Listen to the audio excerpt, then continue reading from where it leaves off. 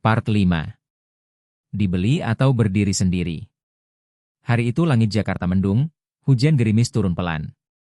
Di lantai atas sebuah gedung perkantoran yang modern, Raffi duduk di ruang rapat kaca menghadap kota. Di hadapannya duduk 3 pria berjas rapi dan 1 wanita bule berambut pirang yang memperkenalkan diri sebagai perwakilan perusahaan investasi asal Amerika, Orbis Capital. "Mr. Raffi," ucap wanita itu dengan bahasa Inggris yang lancar, "we see great potential in your platform. We're offering you $20 million to acquire 70% of Recycle." Raffi menatap wajah-wajah mereka satu persatu. Angka itu terlalu besar untuk anak muda usia 16 tahun seperti dia. Dengan dana sebesar itu, ia bisa membangun sekolah, pusat pelatihan, bahkan rumah-rumah layak huni untuk ribuan pemulung. Tapi ada syarat, kontrol utama Recycle akan diambil alih oleh investor. Ia akan tetap jadi wajah dan simbol, tapi tidak lagi memegang arah penuh dari mimpinya sendiri. Dilema besar. Malam itu, Raffi berdiri di kamar, menatap cermin. Di balik dirinya yang mulai dikenal publik, mulai dihormati oleh tokoh-tokoh besar, masih ada anak kecil dengan rambut kotor dan karung di punggung yang dulu memungut buku dari sampah. Uang itu bisa menyelesaikan semua masalah. Tapi dengan harga apa? Ia membuka buku lusuh peninggalan ibunya. Mimpi yang dibeli, tidak lagi bebas terbang. Kalimat itu muncul di pikirannya. Pertemuan dengan mentor lama. Raffi memutuskan menemui Reza, mitra awal yang dulu membantunya membangun Recycle. "Mas Reza, kalau kamu jadi aku, kamu pilih idealisme atau uang?" tanya Raffi pelan. Reza tersenyum. "Kalau aku dulu, pasti pilih uang. Tapi sekarang setelah melihat kamu, mungkin aku akan pilih menjaga makna." "Lalu apa yang harus kulakukan?"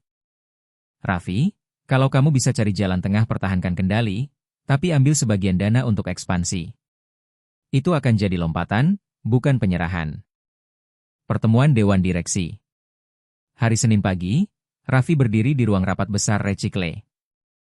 Tim direksi, relawan utama, mitra komunitas, dan para mentor duduk menanti keputusan. Raffi membuka suara, tenang dan lantang. "Saya menolak menjual mayoritas Recycle. Ini bukan sekadar aplikasi.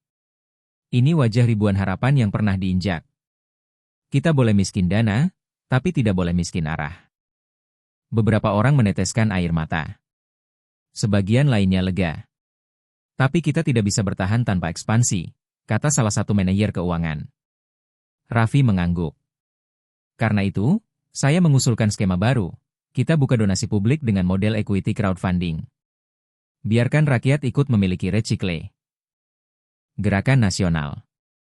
Maka dimulailah kampanye bertajuk Saham Rakyat untuk Sampah Bernilai. Dalam 3 minggu, 50.000 orang ikut serta menyumbang dana, dari pedagang kecil sampai pekerja kantoran.